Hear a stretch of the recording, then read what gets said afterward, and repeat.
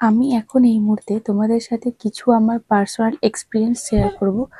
তোমাদের সেগুলো বিশ্বাস হতেও পারে বা না হতেও পারে। তো অস্মিকে আমি এইমাত্র ঘুম পাড়ালাম। তো ঘুম পাড়ানোর একটাই কারণ, সেটা হচ্ছে অস্মি ঘুমাতে চাইছিল না, কিন্তু অনেক কষ্টে ওকে ঘুম পাড়িয়েছি। তার একটাই কারণ যে যে কথাগুলো আমি তোমাদেরকে বলতে চলেছি সেই কথাগুলো অস্মি জেগে থাকলে বা অস্মি যদি মানে খেলতো সেটা সম্ভব হতো না, কারণ ও সবসময় সবকিছু নিয়ে কাড়াকাড়ি করে, তোমরা জানো, যেহেতু ছোট বাচ্চা। তো আজকে মানে এই যে কথাগুলো আর কি শেয়ার করব, সেগুলো শুনে তোমাদের অনেকেরই অনেক বোকা বোকা মনে হতে পারে বা বিশ্বাসযোগ্য নয় এরকম মনে হতে পারে, বা তোমরা হয়তো আমাকে অনেক বকাবকিও করতে পারো বা বাজে কমেন্টও করতে পারো। কিন্তু এগুলো আমার সাথে ঘটেছে। এবারে কিছু কথা বলার আগেই তোমাদেরকে সবার প্রথম যেটা বলতে চাই, হয়তো এটা আমার মনের ভুলও হতে পারে, বা একটা কথা আছে না যে বিশ্বাসে মিলায় বস্তু তর্কে বহুদূর, তো সেরকম আর কি আমার সাথে হয়েছে। তো যদি বিশ্বাস করে থাকো তাহলে ঠিক আছে, আর আমি যুক্তি তর্ক এই সমস্ত কিছু করতে চাই না। কারণ পৃথিবীতে এমন কিছু কিছু ঘটনা ঘটে বা কিছু কিছু ঘটনা আছে এখনো পর্যন্ত, তো যেগুলোর কোনো যুক্তি তর্ক করে তুমি সেগুলোকে প্রুভ করতে পারবে না। তো সেই ক্ষমতাও আমার নেই। যে কথাগুলো আমি বলতে যাচ্ছি সেটাকে তোমরা পুরো প্রুভ করো দিদি, বা তোমাদের যদি বিশ্বাস না হয় তাও আমার কিছু করার নেই, বা তোমরা যদি আমাকে বলো যে মিথ্যা কথা বলছো, আমি এবারে সেই কথাগুলোকে সত্যতা প্রমাণও আমি করতে পারবো না, কারণ এটা জাস্ট ইম্পসিবল। তো এবারে আসো মেন টপিকে। তো আমি আজকে কোনো ভিডিও সেভাবে বানাইনি, কারণ আজকে ওয়েদারটা একটু কিরকম কিরকম, আর রশ্মিও না মানে বাইরে সকালের থেকে বার করছিলাম না, তো সেই জন্য ও আর কি একটু ঘ্যান ঘ্যান করছিল, সেজন্য সারাদিন আজকে ওকে নিয়েই ছিলাম। তো আর আজকে বাড়িতে তোমরা তো জানো যে মা বোন কেউই নেই, তো ঠাকুমাও তো বয়স হয়েছে, সেভাবে কোনো কাজকর্ম করতে পারে না। তো আমি এদিক ওদিক করে একটুখানি করছিলাম, কাকিমাকে একটু হেল্প করছিলাম, কাকিমারও শরীরটা খারাপ সবাই জানো। তো সেই সব মিলিয়ে আজকে কোনো আমি ভিডিও বানাতে পারিনি। তো প্রথমেই তোমাদেরকে একটা কথা বলে দিই, আরো একটা কথা, যেটা যদি তোমরা কেউ আমাকে বকাবকি করতে চাও বা কোনো বাজে কমেন্ট করতে চাও বা কোনো কিছু বলতে চাও, তাহলে প্লিজ তোমরা কেউ মানে এই ভিডিওটাই দেখো না, মানে এই ভিডিওটা পুরো টোটালি স্কিপ করে যাও বা অন্য কিছু দেখো, বা দেখোই না এই ভিডিওটা, আমি যেটা বলতে চাইছি। তো চলো এবারে আসা যাক মেন কথায়। দেখো, তোমাদের মধ্যে আজকে একজন কমেন্ট করেছিলে, আমি তোমাদেরকে বলেছিলাম না যে অস্মির হয়তো নজর লেগেছে, তো নজর তাড়ানোর ব্যবস্থা আমরা করেছি, অস্মি খাচ্ছে না, অস্মির বদহজম হয়েছে, এর সবকিছুই তোমাদেরকে আমি শেয়ার করেছিলাম। তো সেখানে দেখলাম যে একজন বলেছো, সে মানে খুব ভালো কথা বলেছো, মানে ভালো কথা বলেছো, মানে খুব ভালো কথা বলেছো, যে এখনকার দিনে মেয়ে হয়ে এই 24 সালে, 2024 সালে দাঁড়িয়ে মোটামুটি পড়াশোনা আমিও জানি, তো সেই মোটামুটি শিক্ষিত আমিও, তো সেই শিক্ষিত মেয়ে হয়ে এখনকার আধুনিক যুগের মেয়ে হয়ে আমি কেন এইসব কুসংস্কারে মন দিচ্ছি, এইসব নজর তাড়ানো ব্যাপারটা আমি কেন মানি, এটা আমার আদৌ করা উচিত নয় বা মানা উচিত নয়। তো এবারে আমি আমার কথাগুলো তোমাদের সাথে শেয়ার করব, আমার কিছু কিছু এক্সপিরিয়েন্স আছে। তো দেখো, আমি এমন একটা মেয়ে তোমাদের মতনই, আমি এই সমস্ত কুসংস্কার বা কোনো কিছু এই ধরনেরই কিছু, এই ভূত প্রেত আত্মা, তারপরে যা কিছু আছে আর কি, ঝাড়ফুঁক তুকতাক, এইসব বিষয়ে এক ফোঁটাও আমি বিশ্বাসী ছিলাম না। কারণ তোমাদেরকে একটা কথা বলি, দেখো আমার হাতে এখন এই মুহূর্তে শাখা পলা এই সমস্ত কিছু, এগুলো আমি বিয়ের পর পড়েছি। বিয়ের আগে আমার শরীরে কোনো একটা মাদুলি বলতে মানে পড়িনি কোনোদিন, গ্রামের মেয়ে, অথচ সব মাদুলি টাদুলি এই সমস্ত কিছু পড়তাম না। বাঁ হাতে আমি ওই বিপত্তারিণীর যে লাল রঙের তাগা বা ডুরি যেগুলোকে বলে, তো সেগুলো হতো, তো হ্যাঁ সেগুলো পড়তাম। সেগুলো কেন পড়তাম? ঠাকুরকে, হ্যাঁ ঠাকুরকে বিশ্বাস করি, কিন্তু সেভাবে একটা আহামরি ব্যাপার, অত কিছু পুজো আর্চা সে সমস্ত কিছু করতাম না, মনে প্রাণে ভক্তি করতাম। তো এক মা বেঁধে দিত, তো মা এখানে বেঁধে দিত, কিন্তু আমি সেটা এখানেতে বাঁধতাম। অস্মিকে খুব গরম করছে, তো সেই জন্য ওকে আমি হাত পাখানি হাওয়া করছি, ফ্যান তো চালাতে পারবো না। তো যাই হোক, হাওয়া করতে করতেই কথাগুলো বলি, অস্মি ছটফট করছে। তো পড়তাম না, এবার এখানেতে কেন পড়তাম? স্টাইল, সবাই পরে, আমিও পড়তাম। অনেকেই আছো যারা বিপত্তারিণী তাগা বা সুতো সব স্টাইল করার জন্য পড়ো, আমিও পড়েছি। তো এবারে আসি, দেখো তাহলে আজকে এতটা চেঞ্জ কেন হলাম, আমি কেন এখন এই সমস্ত কথা মানি। ভিডিওটা অনেক লম্বা হবে, একটু ধৈর্য ধরে শোনো, হয়তো তোমাদের কাজে লাগতে পারে। তো আমার কি জীবনে কিছু কিছু ঘটনা ঘটেছে, যে ঘটনাগুলো শুনলে তোমরা জাস্ট অবাক হয়ে যাবে, যে ঘটনাগুলো আমি আজ পর্যন্ত কোথাও শেয়ার করিনি, শুধুমাত্র আমার বাড়ির মানে ফ্যামিলির লোকজন বা কিছু ক্লোজ ওয়ান তারাই জানে। তো প্রথম ঘটনা বলি, যখন আমি একদম ছোট্ট ছিলাম, ওই ক্লাস প্রাইমারি স্কুল কি হাই স্কুলে সেই উঠেছি এরকম মতো, আমার ঠিক মনে পড়ে না, কিন্তু খুব ছোট ছিলাম এটুকু আমি মনে আছে। একবার আমার মায়ের প্রচণ্ড শরীর খারাপ, এত শরীর খারাপ যে আমার মাকে হেন কোনো ডাক্তার নেই যে দেখানো হয়নি, বা হেন কোনো মানে ওষুধ নেই যে ওকে খাওয়ানো হয়নি। বর্ধমানে ডাক্তার দেখানো, এদিক ওদিক যে যেখানে বলেছে যে এই ডাক্তার ভালো ওই ডাক্তার ভালো, তো সব জায়গায় আর কি ডাক্তার দেখানো চলছিল। কিন্তু তা সত্ত্বেও আমার মায়ের শারীরিক যে কন্ডিশন সেটা কোনো মানে এক ফোঁটাও উন্নতি হয়নি, বরঞ্চ ডে বাই ডে সেটা অবনতির দিকেই যাচ্ছিল। এমন হয়ে গেছিল আমার মা বিছানা থেকে উঠতেই পারতো না, মানে বিছানাতে শুয়ে আছে সবসময়, মনে হবে যেন এমনভাবে শুয়ে থাকতো, মনে হতো না সেন্সলেস হয়ে শুয়ে রয়েছে, মানে কোনো সেন্স নেই এরকম হয়ে শুয়ে থাকতো, সবসময় চোখ বন্ধ করে কিরকম একটা হয়ে গেছিল। তারপরে আমাদের মানে আমার ঠাকুমা তো বয়স্ক, তোমরা সবাই জানো, তো ঠাকুমা তখন বলে কি, ঠিক আছে আমি একটু অন্যরকম ভাবে চেষ্টা করে দেখি, জানার চেষ্টা করি। তো আমাদেরই এখানে একজন ঠাকুর, এখন তিনি মারা গেছেন, চাঁদগ্রাম বলে একটা জায়গা আছে, তোমরা যদি এখানকার কেউ দেখে থাকো তাহলে বুঝবে। তো আমাদের গ্রাম থেকে প্রায় হয়তো 5-6 কিলোমিটার দূরে, তো 5-6 কিলোমিটার হবে না, 4-5 কিলোমিটার হবে। তো যাই হোক, তো সেখানে একজন দিয়াসীমা থাকতেন, তো সেখানেতে আমার ঠাকুমা পুজো দিতে যেত, এমনি জাস্ট হয় না যে ওই মন্দিরে পুজো দিতে যাব। তো আর উনিও আমাদের বাড়িতে আসতেন এমনি জাস্ট ভালোবাসা এরকমের জন্য। ওনার না প্রচুর মাথায় জটা ছিল, এখন উনি আর বেঁচে নেই। তো উনি আর কি ওখানে পুজো দিতে যায় যে যদি একটু মায়ের শরীরটা আর কি ভালো হয়। তো ওখানে গিয়ে উনি বলেন কি যে ও বাবা, এ তো মানে ওষুধে সারবে না, মানে ডাক্তারের তো রোগ নয়। তো ব্যাপারটা হয়েছিল যেটা যেটা তোমরা বিশ্বাস না করতে পারো, আমি বারবার করে বলছি। তো আমি কখনো কোনো মানে কুসংস্কার স্প্রেডও করতে চাইছি না, বা কোনো কিছুই করতে চাইছি না, শুধুমাত্র জাস্ট নিজের এক্সপিরিয়েন্সটা শেয়ার করছি। তো বিশ্বাস অবিশ্বাস তোমাদের উপর নির্ভর করছে। তো উনি বলেন যে মানে একদম বলে দেন, মানে কিভাবে যে উনি বললেন আমরা জানি না। বলে আমাদের তখন কিছুদিন আগেই আমার মেজো দাদু মারা গিয়েছিলেন। তো মেজো দাদুর ওখানে সেই হয় না শ্রাদ্ধ অনুষ্ঠানে খাওয়া দাওয়া করা, তো আমরা সবাই মিলে খাওয়া দাওয়া করতে গেছিলাম, আমি, বোন, সবাই, ঠাকুমা, মা, সবাই। তো কি হয়েছে, আমরা তখন কি করেছিলাম, খাওয়া দাওয়া করে হাতটা ধুয়েছিলাম সবাই, দিয়ে বাড়ি ফিরছিলাম। তো এবারে কি হয়েছে, যেখানে আমাদের ক্লাব, সরস্বতী ঠাকুর যেখানে দেখতে গেছিলাম ক্লাবে, তো সেখানেই আর কি আমাদের ওই বাকুল মানে মেজো দাদু ছোট দাদুরা ওখানেই থাকেন আর কি, ওখানেই ওনাদের বাড়ি করেছেন আর কি, এখান থেকে ওখানে গিয়ে ঠিকই বাড়ি করেছেন। তো যাই হোক, সেটা ছাড়ো। তো বলে কি যে আমরা সবাই হাত ধুয়েছিলাম, শুধুমাত্র আমার মা হাত ধুইনি। বলে এই তো বাড়ি চলে যাচ্ছে, এই তো 2 মিনিটের রাস্তা, গিয়ে বাড়িতে গিয়ে হাত ধোবো। আমার মা এক ছিল মানে এঁটো হাত, আর সেই দিনই ওই চিকেন মাটন কিছু একটা হয় রাত্রের দিকে। তো সেই রাত্রের দিকে ওই সমস্ত ননভেজ খাওয়া হয়েছিল, এবং আমার মা যে শাড়িটা পরেছিল তার আঁচলাটা মানে আঁচলটা ধুলোতে লুটিয়ে লুটিয়ে আসছিল, মানে আঁচলটা বেশি লম্বা হয়ে গেছিল। তো ওটা আর কি পুরো ডিটেলসে বলে দিল। আমরা তো মানে এই ব্যাপারটা মানে মাথাতে আসেইনি যে হাত না ধুয়ে এসেছি, বা আমার মায়ের আঁচলটা এভাবে লুটিয়ে লুটিয়ে এসেছে, এটা কারোর পক্ষে বলাটা সম্ভব নয়। কিন্তু উনি, আমরা কোনো কিছু আমার ঠাকুমার মুখ থেকে শোনা যে আমার ঠাকুমা কোনো কিছু বলেইনি, কিন্তু উনি বলে দিয়েছিলেন। তারপর উনি বলেছিলেন যে ঘরেতে ওই হোম যজ্ঞ সব ব্রাহ্মণ টাহ্মণ থেকে এই সমস্ত কিছু করতে, তো ঠিক হয়ে যাবে। ব্যাপার যেটা হয়েছিল যে আমি রাত্রেবেলায় বলছি আমার গায়ে কাঁটা দিচ্ছে, আমি জানি না এরপরে আমি ঘুমাবো কি করে, বা রাত্রে বাইরে যাব কি করে। তো তোমাদের সাথে জাস্ট শেয়ার করতে হয় বলে শেয়ার করছি, প্রচুর বড় হবে, আমি তো অনেকগুলো ঘটনা বলবো। তো হয়েছে কি, আমার ছোট ঠাকুমা, যাকে আমি দেখিনি মানে আমি যখন খুব ছোট, অশ্মির মতো হয়তো, তখন আর কি মারা গেছিলেন সুইসাইড করে। তো যাই হোক, তো উনি নাকি দৃষ্টি ফৃষ্টি যা হয় আর কি, তো উনি আর কি মাকে ওই আকর্ষণ যেটাকে বলে আমাদের এই চলতি ভাষায় করেছিলেন।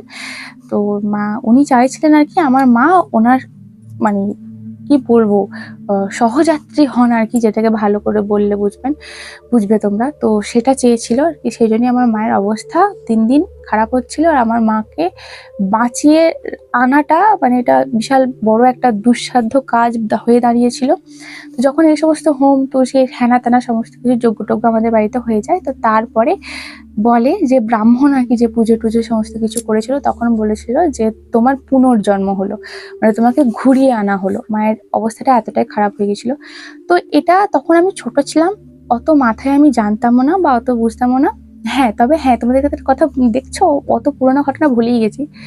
তার মাঝখানে মায়ের যখন এই সমস্ত কিছু শরীর খারাপ হয়, ডাক্তার দেখানো হচ্ছিল, তো কোনো কিছুই সারছিল না। তখন আমি একবার ভোরের দিকে স্বপ্ন দেখেছিলাম যে আমার মাকে কেউ, আমি তখন তো খুব বাচ্চা, স্বপ্ন দেখেছি আমার মাকে কেউ লাল পাড় সাদা শাড়ি পরে কেউ ডাকছে আয় আয় করে, আর আমার মা তার দিকে যাচ্ছে, আর আমি পিছন থেকে মা মা করে ডাকছি আর খুব কাঁদছি, খুব কাঁদছি, এমনকি স্বপ্নে কাঁদছি, এমনকি আমি বাস্তবেও কাঁদছিলাম। আর আমি ঠাকুমার কাছে শুয়েছিলাম, আমার ঠাকুমা তো মানে ভয় পেয়ে গেছিল যে এত ভোরে আমি কাঁদছি কেন মা মা করে।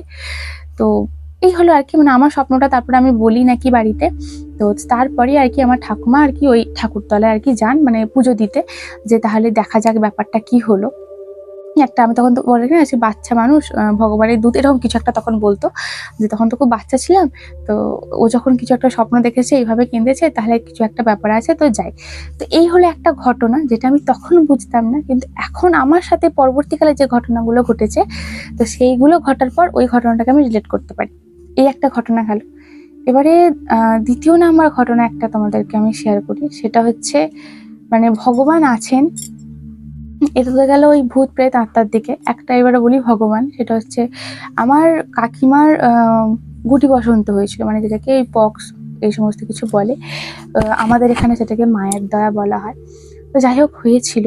তো আমার ভাই তখন খুব ছোট্ট, তো আমার ভাই আমার কাকিমাকে ছাড়বে না, তো কাকিমার পাশেই শুয়ে থাকতো, মানে কাকিমার সাথে সবসময় আমার ভাই ছিল, কারণ একদমই ছোট বাচ্চা, আমার ভাই তো কত বয়স হবে, 2 বছর কি 3 বছর, ওর বেশি হওয়ার কথা নয়। তো মানে তাহলে অত ছোট বাচ্চা, সে তো মায়ের কাছেই থাকবে। তো এবারে আমাদের সবার ভয় লাগতো যে যদিও মানে ওর মায়ের যেহেতু হয়েছে, আর এইগুলো খুব ছোঁয়া আছে তোমরা সবাই জানো, যার আর কি হয় তাকে 21 দিনের জন্য একদম কোয়ারেন্টাইন করে দেওয়া হয়, মানে 21 দিনের জন্য তাকে আলাদা রুমে আলাদা সবকিছু তো রাখা হয়। তো এবারে ছোট বাচ্চাটা তার মাকে ছাড়ছে না, তো সব থেকে চিন্তা হবে মায়ের, কারণ আমার কাকিমা যে হারে আর কি তার আমার ভাইয়ের জন্য চিন্তা করবো, অতটা চিন্তা তো অন্য কারোর পক্ষে করা সম্ভব নয়। সব থেকে বেশি চিন্তা মায়েরই হয়, যেটা আমি মা হওয়ার পর বুঝতে পেরেছি। তো এবারে হলো যে আমার কাকিমা সবসময়তে ঠাকুরকে ডাকতো আর কাঁদতো, মানে কেঁদে কেঁদে ঠাকুরকে ডাকতো যে আমি এত কষ্ট পাচ্ছি, আমার বাচ্চাটা যেন কোনো কষ্ট না পায়, ওকে তুমি দেখো, ওকে কষ্ট দিও না, অতটুকু ছোট বাচ্চাকে। তখন কাকিমা একদিন বলে যে কাকিমা খুব যন্ত্রণায় ওই ওষুধ টষুধও খেত, তো ঘোরের মধ্যে দেখছে একজন এলো চুলে আমার গায়ে কাঁটা দিচ্ছে, এলো চুলে, তো লাল পাড় সাদা শাড়ি পরে একজন মহিলা দরজা দিয়ে ঢোকে, মানে এই রুমটাতে আর কি শুয়েছিল, এই রুমটা তো কাকু কাকিমার ঘর, তো এই দরজা দিয়ে ঢোকে আমার কাকিমাকে বলছে, নে মুক্তি দিলাম, তোকে শুধুমাত্র কষ্ট দিলাম, তোর বাচ্চা এবং তোর পরিবারের কাউকে আমি আর কোনো কিছু করব না, তোদের পরিবারকে আমি মুক্তি দিলাম। তো এটা যখন আমার কাকিমা দেখে, তারপর কাকিমা উঠে বসে কে কি করছে, তখন দেখে কেউ কোথাও নেই। তো বললে বিশ্বাস করবে না, আমাদের শুধুমাত্র কাকিমারই ওই মায়ের দয়া হয়েছিল, আমাদের কারো কিছু হয়নি। এমনকি আমার ভাই যে সবসময় কাকিমার কাছে থাকতো, তারও কিছু হয়নি, এমনকি ব্রেস্ট ফিডও করতো তখন, কিন্তু কিছু হয়নি আমার ভাইয়ের, ঠাকুরের কৃপায়। এই আর একটা ঘটনা গেল। এবারে আমার যেটা এক্সপিরিয়েন্স, নিজের পার্সোনাল যেটা এক্সপিরিয়েন্স সেটা বলি।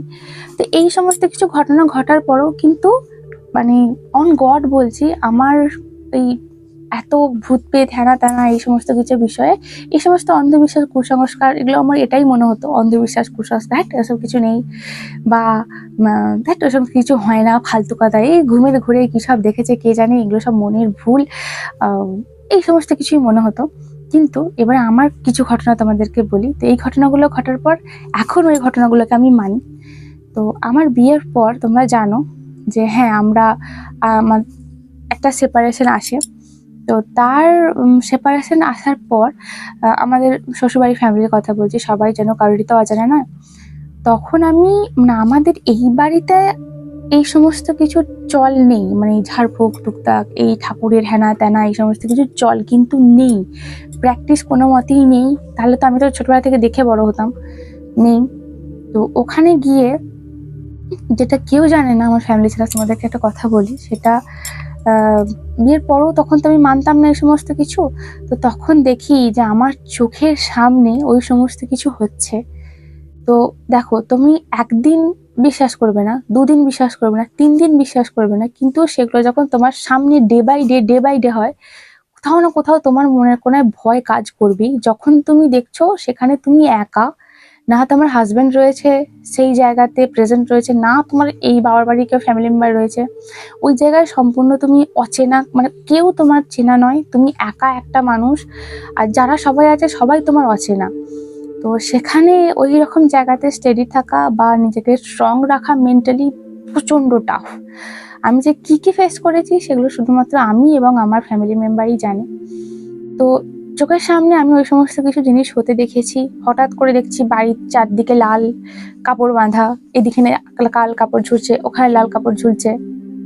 আচ্ছা, তারপরে দেখছি সর্ষে টর্ষে সমস্ত কিছু ছড়ানো হচ্ছে।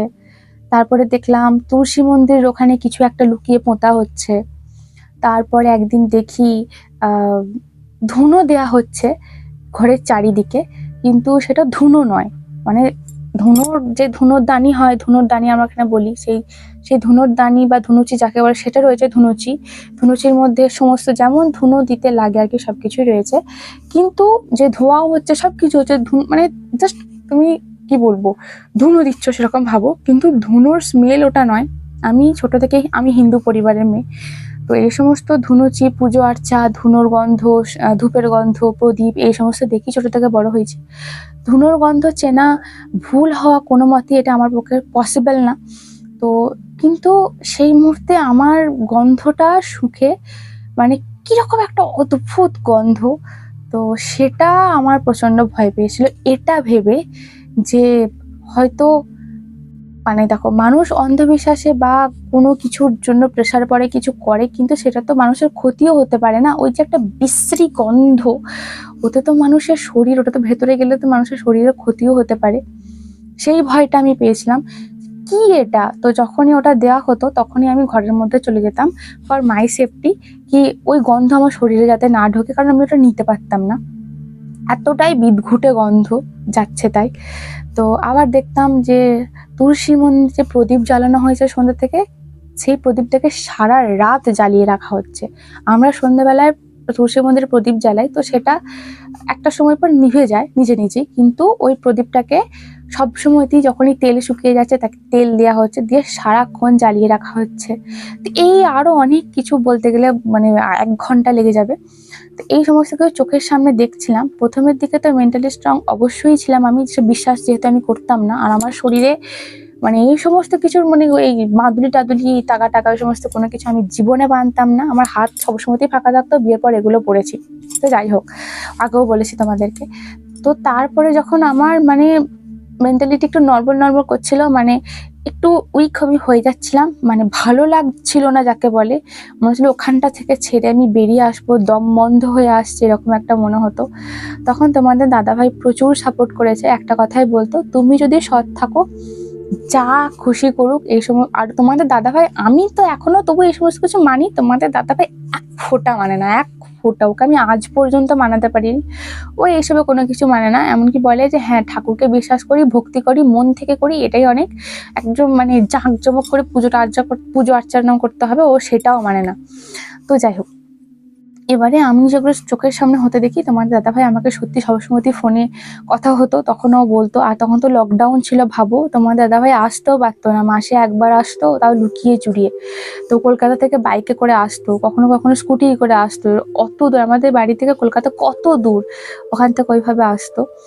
তো সেই সময়টা আমার ওপর দিয়ে ওইরকম গেছে লকডাউনের সময়ে। আমি না আসতে পারতাম বাবার বাড়ি, আর না বাবার বাড়ি থেকে কেউ আমার কাছে যেতে পারতো, কারণ সব দিকেই সবকিছু বন্ধ, কেউ মানে মানুষ যেখানে আছে তো সেখানেই আটকে গেছে। তো সেই রকম অবস্থায় আমার সাথে ওই সমস্ত কিছু হচ্ছিল। এমনকি ওই বিশ্রী গন্ধওয়ালা যে ধুনো, যেটা ধুনো তো বলা চলে না, কি ভগবান জানে, আজ পর্যন্ত আমি জানি না। তো সেটা আমি যখন প্রেগনেন্ট হই, তো প্রেগনেন্টের শুরু ওই ধরো 2 মাস 3 মাস যখন আমার মা আমার কাছে ছিল, আমার মা তো আমার কাছে প্রায় 2.5 মাস ছিল, সেই সময়তেও কিন্তু ওটা দেয়া হয়েছে, যেটা আমি জানি। তো যাই হোক, সেই সমস্ত কিছু বাদ দাও। তো মানে ওই সময়তেও কিন্তু তোমাদের দিদি, আজকে তুমি বলছো না নজরে বিশ্বাস করা উচিত নয়, ওই সময়তেও কিন্তু আমি এই সমস্ত কিছু মানিনি। একটাই কথা মনে হতো যে কিচ্ছু হবে না, আমি নিজে ঠিক আছি, নিজে স্ট্রং আছি, আমি নিজে জানি আমি যেটা করছি সেটা ঠিক করছি, ভুল কোনো মতেই হতে পারে না, আমি কারোর ক্ষতি চাই না, তো আমারও কোনো কিছু হবে না। তোমাদের দাদা ভাইও এটাই বলতো। তো যাই হোক, তারপর ওনারা যে কি জন্য এই সমস্ত কিছু করেছেন আমি আজও জানি না, আর এটা করে ওনারা কি ফল পেয়েছেন আমি তাও জানি না, কিন্তু আমি যেমন ছিলাম আমি আজও তেমনই আছি, আমার উপর কোনো এফেক্ট পড়েনি এইসবে। আচ্ছা, তাহলে আমি দেখো তোমাদেরকে এটা বললাম, এটা এই জন্য বললাম যে আমি কিন্তু তখন এই সমস্ত কিছু মানিনি বা বিশ্বাস করিনি। এবারে দ্বিতীয় কথা আসি। এবারে আমার সাথে যে ঘটনাগুলো ঘটার পর আমি বিশ্বাস করতে আরম্ভ করেছি, সেটা হচ্ছে সেই বলে না, সেই তুমি যতক্ষণ না নিজে কিছু এক্সপিরিয়েন্স করছো ততক্ষণ তোমাকে বিশ্বাস করানো বৃথা। যেটা আমাকে আমার হাজবেন্ড বলে যে তোমাকে হাজার বোঝাই একটা জিনিস, তুমি যতক্ষণ না সেটা নিজের চোখে দেখছো বা নিজে এক্সপিরিয়েন্স করছো তোমার মাথায় ঢুকবে না। তো আমি এরকম মেয়ে। তো এবারে কি হয়েছে, পসবি তখন হয়েছে, তখন 21 দিন হয়নি। 21 দিন না হলে কিন্তু আঁতুড় যায় না। এবারে আমার মা আমার কাছে থাকতো, আমার মা আমার কাছে প্রায় 2 মাস 3 মাস পর্যন্ত শুয়েছে, কারণ তখন তো ছোট বাচ্চা, তো আমি একা একা হ্যান্ডেল করতে পারতাম না, তো মা থাকতো আমার কাছে। এবারে হয়েছে 21 দিন নাকি মা আর বাচ্চাকে একা একা রাখতে নেই, তার কাছে কাউকে না কাউকে শুতেই হয়, থাকতেই হয় রাত্রে। তো আমি সমস্ত কিছু মানতাম না, বিশ্বাস করো। তো আমাকে বলা হতো, এই ঘরটাতে থাকতাম, আমাকে বলা হতো এখানে একটা ভাইয়ের পড়ার টেবিল আছে, তো বলতো ওখানেতে একটা ওই ভোতা কাস্তে বাঁট ছাড়া ওর ছোট্ট পারে এইটুকু, তো ওটা বলেছিল তুই যখন আর কি রাত্রেবেলায় বাইরে যাবি, বাইরে উঠবি, তো তখন ওই কাস্তেটা মানে লোহার কোনো জিনিস হাতে নিয়ে কিন্তু তুই এই দরজাটার বাইরে বেরোবি, তো আবার নিয়ে এসে রেখে দিবি। তো আমি প্রত্যেক দিনই বলতাম যে হ্যাঁ ঠিক আছে, রেখে দেবো, কিন্তু একদিন আমি কোনো দিনই নিয়ে যেতাম না, বিশ্বাস করো। যেদিন হয়তো মা আমার সাথে যাচ্ছে সেদিন মায়ের ভয়ে ভয়ে নিয়ে যেতাম, আবার ভয়ে ভয়ে নিয়ে আসতাম, কিন্তু যেদিন আমি একা যেতাম তখন আমি নিয়ে যেতাম না। আর 1 মাস তুমি কোনো ভিডিও করতে পারিনি, কারণ আমার অবস্থা তো প্রচুর খারাপ হয়ে গেছিলো, এত পেটে ব্যথা, আমি উঠতে পারতাম না। অস্মিকে যে কি করে ব্রেস্ট ফিড করিয়েছি বসে বসে সে আমিই জানি। তো খুব আস্তে আস্তে হাঁটতাম, মানে একটা পা মানে এখান থেকে আমার বাইরে যেতে মানে আধ ঘন্টা সময় লাগতো, মানে এত স্লো হাঁটতাম, আমি পা বাড়াতে পারতাম না। তো এবারে কি হয়েছে, আস্তে আস্তে যাচ্ছি, গেলাম ভালো কথা, কাজকর্ম সারলাম, দেবে যখন আসবো তখন সেই দিন কিন্তু আমার মা আমার সাথে যায়নি, আমি একাই গেছি। তখন কটা বাজছে আমার সেটাও মনে নেই, আমি দেখিনি। তো আমি গেছি। এবারে কি হয়েছে, আমাদের যে কি বলবো, দাওয়া আর উঠানের মাঝখানে, ওই যখন তুমি উঠান থেকে দাওয়ায় উঠছো ওটাকে আমরা ছাঁচতলা বলি, বা এটা আমরা তো এখানে চলতি ভাষায় ছাঁচতলা বলি, তোমরা কি বলো আমি জানি না, মানে বোঝাতে পারছি কি, ধরো এটা দাওয়া আর এখানটা উঠান, এবার তুমি দাওয়া থেকে এই ওঠানেতে উঠলে যে মিডিলের যে অংশটা যেখানে সিঁড়ির মতো করা আছে ওখানটার কথা বলছি। তো ওখানটা এমনিতেই বলা হয় যে ওই জায়গাটা ভালো নয়, মানে ওই জায়গায় কোনো খাবার পড়ে গেলে আমরা কেউ কুড়িয়ে খাই না, বা কোনো কিছু পড়ে যায় তো সঙ্গে সঙ্গে সেটাকে ধুয়ে তারপর ইউজ করা হয়। তো ওই জায়গাটাকে খারাপ বলে মনে করা হয়। ওই জায়গায় দাঁড়িয়ে বা বসে কোনো কিছু কেউ খাবার খায় না, আমরা তো খাই না। এবার ওটাকে তোমরা কি বলো আমি জানি না। তো এবারে হয়েছে, ওই সময়টা আমার এখনো ভয় লাগছে, মানে সেই সময়টা মনে পড়ে যাচ্ছে, আমি এতটাই ভয় পেয়েছিলাম। তখন আমার 21 দিন হয়নি, তো মানে আঁতুড় কাটেনি, আঁতুড়ের মধ্যে কথা বলছি। তো আমি জাস্ট মানে ঠিক ওই মিডিলে দাঁড়িয়ে আছি, মানে এরপর আমি দাওয়ায় পাটা দেবো, তখন আমি কিন্তু পাটা দিইনি, পাটা দিয়ে দিলে হয়তো বেঁচে যেতাম, কিন্তু পাটা তখনও দিইনি। তখন সেই সময় আজকে আমার বয়স কত, 25-26 এরকম বয়স, 25-26 বছরে আমি তো এত বছর এই বাড়িতেই ছোট থেকে বড় হয়েছি, এরকম এক্সপিরিয়েন্স কোনোদিন করিনি। কি হয়েছে, জাস্ট উঠতে যাব সেই সময় আমার পিছনের থেকে, মানে আমার কানের পাশ দিয়ে বলতে পারো, আমি একদম পুরো এখন আমার ভয় লাগছে, মানে একটা কি বলবো, ঝোড়ো হাওয়ার মতো না কিসের মতো, জাস্ট সাই করে বিদ্যুতের গতিতে চলে যায় একদম পিছন দিকে, আর মনে হচ্ছে না আমাকে জাস্ট টাচটা করেনি, কিন্তু টাচ না করেও আমি ফিল করতে পেরেছি কিছু একটা গেল, এবং সেটা খুব স্পিডে গেল, একদম বিদ্যুতের গতিতে গেল। আমি জাস্ট এইভাবে যখনই গেল না, সঙ্গে সঙ্গে পিছন ঘুরে তাকে কে করে চিৎকার করে উঠেছি। তো তখন অতটাই জোরে চিৎকার করেছিলাম যে আমার মা বলছে কি হলো। তা আমি এত ভয় পেয়েছি, আমি জাস্ট ফিল করেছি ব্যাপারটা। আর ওই সময় আমি হাঁটতে পারছিলাম না, তোমরা বললে বিশ্বাস করবে না, আমি ভয়ে রীতিমতো মানে যেটা এইটুকু বেরোতে আমার যেখানে 10 মিনিট সময় লাগতো সেখানে হয়তো আমি কয়েক সেকেন্ডের মধ্যে ঘর ঢুকেছি ভয়ে। এবারে সেটা কি ছিল বা কি আমি আজও জানি না, বা কি বলবো আমি জানি না। আমার আমার প্রচন্ড ভয় পেয়েছিল, প্রচন্ড ভয় পেয়েছিল। মানে জাস্ট রীতিমতো আমি কাঁপছিলাম, এমনকি আমার মুখ দিয়ে কোনো কথাও বেরোচ্ছিল না। মানে আমি যে কি ফিল করেছিলাম সেটা আমি তোমাদেরকে মানে ভালো করে ওয়ার্ডে ডেসক্রাইব করতে পারছি না, ভালো করে বোঝাতে পারছি না যে আমি ওই সময়টা কি ফিল করেছিলাম। আমার মানে এমন মনে হলো টাচটা শুধু হয়নি, আমি তোমাদেরকে বোঝাতে পারছি যে টাচ করেনি, কিন্তু এত ক্লোজ, এত ক্লোজ, হয়তো এক চুল হয়তো ফারাক ছিল, এমন ভাবে গেল। কিন্তু সেটা কি আমি জানি না। আমি সঙ্গে সঙ্গে ঘোরাই, কিন্তু আমি কিচ্ছু দেখতে পাই না, আমি জানি না সেটা কি। তো লাইট জ্বলছিল কিন্তু দাওয়াতে, মানে বারান্দায় লাইট জ্বলছিল, আর ওখানে কলতলার লাইটটা অফ ছিল। তো ওই আলো অন্ধকারের মাঝখানে ঘটনাটা আমার সাথে ঘটেছে। তো এতটা আমি মানে গা হাত পা পুরো কাঁটা দিয়ে গেছিল, মানে কি আমি জানি না। তো সেই যে আমার মানে সেই মাথা পুরো ঘুরে গেছে। তো তার পরের দিন থেকে আমি একটা দিনও লোহা ছাড়া বেরিয়ে যাইনি, একটা দিনও লোহা ছাড়া আসিনি, সবসময়তেই লোহা ব্যবহার করতাম। মানে ওই ছোট কাস্তেটা ছিল, ওটা আমি আর নিজেতে ভুলিনি। মানে আমি এতটাই ভয় পেয়েছিলাম, সবাই আমাকে প্রচুর বকাবকি করেছিল, বিপদ হতে হতে বেঁচে গেছিস, ভাগ্যিস তুই দাওয়ায় পাটা দিয়ে দিয়েছিস, না হলে যে কি হতো। ছোট বাচ্চাটার কথা ভাব, তুই এখন মা হয়েছিস, তোর শরীরে এখন বাচ্চার গন্ধ, মানে তোর কোনো কিছু হলে সেটা বাচ্চার উপর এফেক্ট করবে। তো প্রচুর বকাবকি করেছিল। তো এটা আমি মানি, বা সেই দিনের পর থেকে আমি এটা মানি। এবারে তোমরা এটা বিশ্বাসটা তোমাদের উপর নির্ভর করে, তোমরা বিশ্বাস করবে কি করবে না।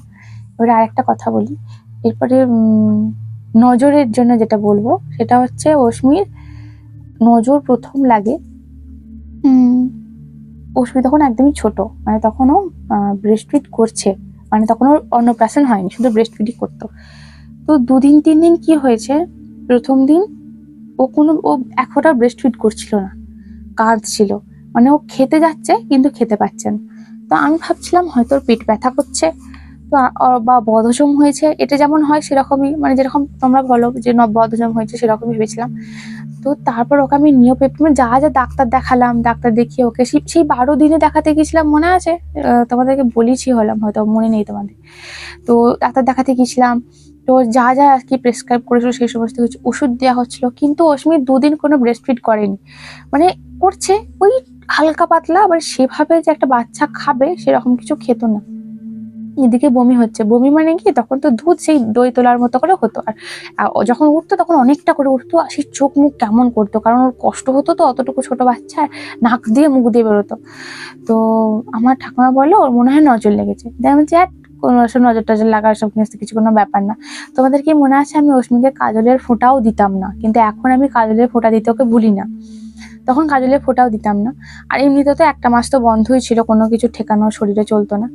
তো আমার কাকিমা, আমার ঠাকুমা বলে যে না ওর নজর লেগেছে, একবার যাই জিজ্ঞাসা করে আসি। তো আমাদের এখানেতে একজন আগে নজর এই সমস্ত কিছু কাটায়, তো ওই ঠাকুমা আর কি একজন আছেন, তো উনি গিয়ে বলেন যে হ্যাঁ নজর লেগেছে, ওর প্রচুর নজর লেগেছে, ছোট বাচ্চা। আর আমাদের অস্মি রানীকে তোমরা তো প্রথমে যারা জানো যে এত সুন্দর এত কিউট বেবি হয়েছিল, নিজের বেবি বলে বলছি না তোমাদেরও, যাই হোক।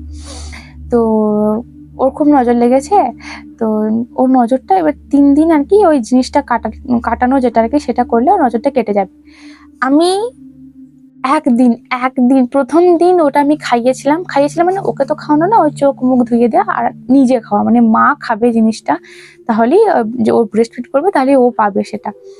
তো একদিন খাইয়েছিলাম, সেই দিন থেকে অস্মি মানে ও খেতে আরম্ভ করে। আমি ভেবেছিলাম হয়তো জিভের সাদার মতো কিছু অংশ যেটা হয় আর কি, তো সেটা দেখেছিলাম যে না, জিভ পরিষ্কার, ওর সব কিছুই ঠিক আছে, কিন্তু শুধু খাচ্ছে না। কিন্তু ওটা একদিন খাওয়ানোর পর থেকে, মানে আমি খাওয়ার পর থেকে জিনিসটা দেখলাম একদম কেটে গেল, অস্মির আর খাওয়া দাওয়ার কোনো সমস্যা রইল না। এরপরেও যখন 2-3 বার এরকম ঘটনা ঘটে যে এখনই যেমন ধরো নিওপেপটিন তোমাদেরকে ওষুধটা তোমরা দেখাবে, নতুন ফাইল আমি খুলেছি, তো সেটা অর্ধেকটা শেষ হয়ে গেছে অলরেডি, কারণ দিনে 2বার করে খাওয়াতে হয়, দিনে 2বার করে আজকে আমি 3-4 দিন ধরে খাওয়াচ্ছি, তাহলে অর্ধেকটা প্রায় শেষের দিকে। তবুও আমি কি বলবো, ওষুধে কাজ করেনি।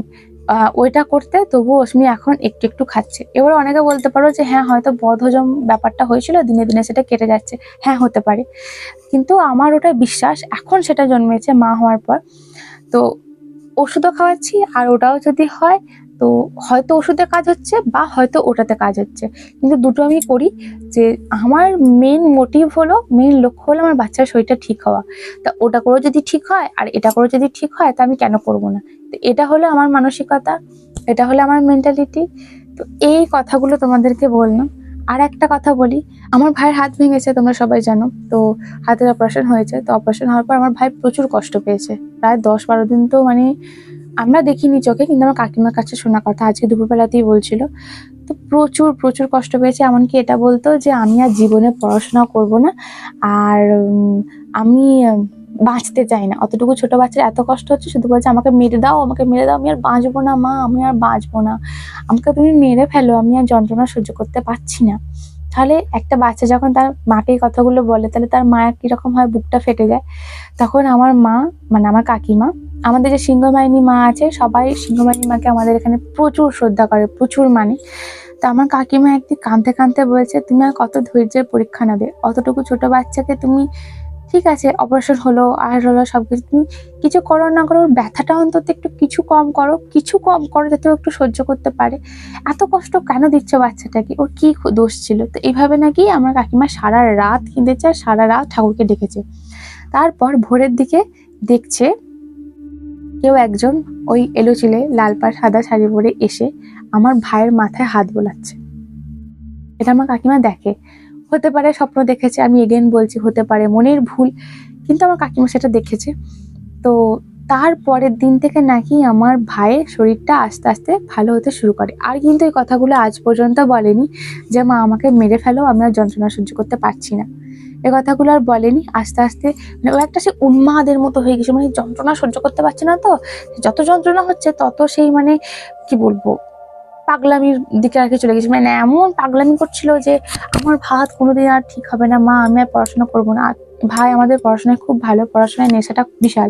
তো যখন দেখছে সবাই স্কুল যাচ্ছে আর ও ঘরের মধ্যে হাত ভাঙা অবস্থায় পড়ে আছে, তো ওটাও মানতে পারছিল না সব থেকে বেশি।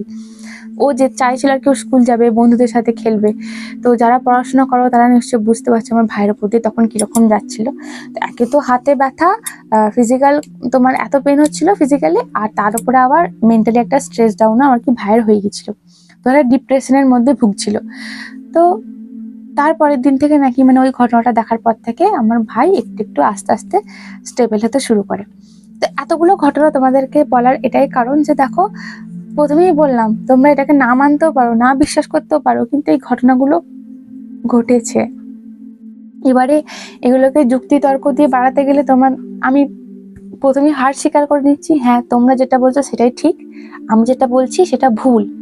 তো আমার কিছু বলার নেই, জাস্ট ঘটনাগুলো শেয়ার করলাম যে হ্যাঁ আমি মানি এই নজর কাটানো এই সমস্ত কিছু, তো আমি মানি। শুধু আমি না, আমার মতো হাজারো মা আছে যারা এটাই বিশ্বাস করে, আমি দেখেছি। তো যাই হোক, তোমাদের এই সমস্ত রিলেটেড যদি কোনো বক্তব্য থেকে থাকে অবশ্যই কমেন্ট বক্সে সেটা লিখে জানিও। ভালো হলেও জানিও, খারাপ হলেও জানিও। আর প্রথমেই আমি ভুল স্বীকার করে নিচ্ছি, হয়তো আমি ভুল বলেছি, কিন্তু এটা আমাদের বিশ্বাস।